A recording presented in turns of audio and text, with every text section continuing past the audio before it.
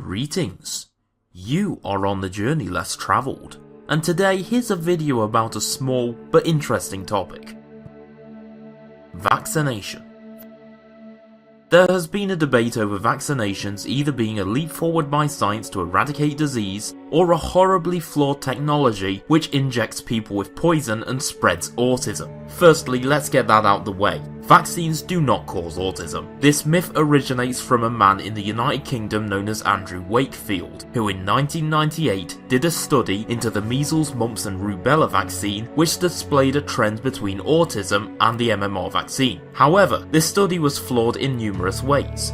Firstly, the sample size was comical. With a sample size that small, anything could happen, as it did here. This study of 12 people, that's right, 12 people, did turn up a correlation between autism and the MMR vaccine, which was further looked into by larger studies. These larger studies, with hundreds or even thousands of children conducted soon after, and none of them had the same correlation which was displayed in the original study by Andrew Wakefield. After repeated studies, each one larger than the last, The Lancet retracted the study in 2004, and in 2010 the General Medical Council found Wakefield guilty of professional misconduct and he was struck off the medical register, meaning he could no longer legally practice medicine in the UK.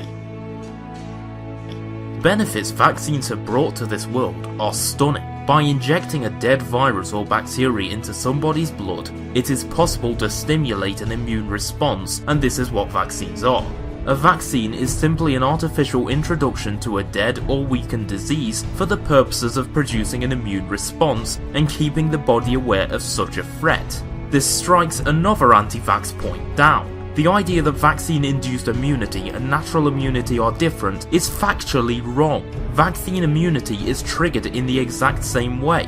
A threat was perceived by the immune system produces more white blood cells specifically for dealing with that threat and killing it off. There is no difference between immunity from a disease and immunity from a weakened or inactive disease with the same antigens to target. Your body will react in the exact same way. Through vaccines, diseases like smallpox and polio have either been completely eradicated or at least are very close to being eradicated. Only 150 years ago in Europe, 500,000 people died each year from smallpox. However, through scientific innovation and the development of a vaccine for smallpox, it has been completely eradicated in the wild, with only samples remaining in some laboratories. The last case was in 1977, and the World Health Organization announced the eradication of the disease in 1980. For polio, in 1998 there were 350,000 wild cases, however in 2016 only 42 cases happened. That being said, there are some concerns when it comes to vaccination, especially if it is made mandatory by governments. This is what's happening in some countries such as Germany, Italy and Austria. For this video, we'll look at Germany's laws. The BBC says, parents in Germany who fail to seek medical advice on vaccinating their children could face fines of up to 2,500 euros. Health Minister Hermann Gröhr said it was necessary to tighten the law because of a measles epidemic. A mother of 3 died of measles in the city of Essen that week. The government wants kindergartens to report any parents who cannot prove they have had a medical consultation. However, Germany is not making it yet an offence to refuse vaccinations, unlike Italy. Speaking of that, let's take a look at Italy, shall we? In mid-2017, the Italian government ruled that parents must vaccinate their children against 12 common illnesses before enrolling them at state-run schools. This list includes measles, polio, whooping cough and hepatitis B. Keep in mind that Italy, just like any Western nation, also has compulsory schooling. And we've been through that before, hint hint. What these laws essentially do is mandate all children are vaccinated against disease. Hey, there's nothing wrong with that, right? Well, there are certainly concerns which arise. Who can be sure what the government puts in the vaccine? Could they potentially inject someone with RFID nanotechnology which can track their every movement? Yeah, I hear the conspiracy allegations, but let me show you something which NATO is developing and it might change your mind. This here is not a mosquito.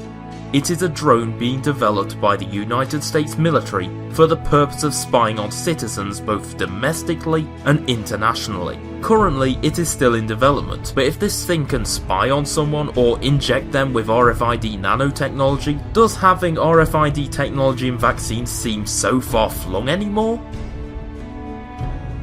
There are undeniable benefits to vaccines, but one must remember, if something is mandatory by the discretion of a government, tread lightly. They are already spying on you with global spy programs like the NSA and GCHQ. What would stop them from going a step further and injecting everyone with microscopic chips which could track your every movement? We already do this to our pets.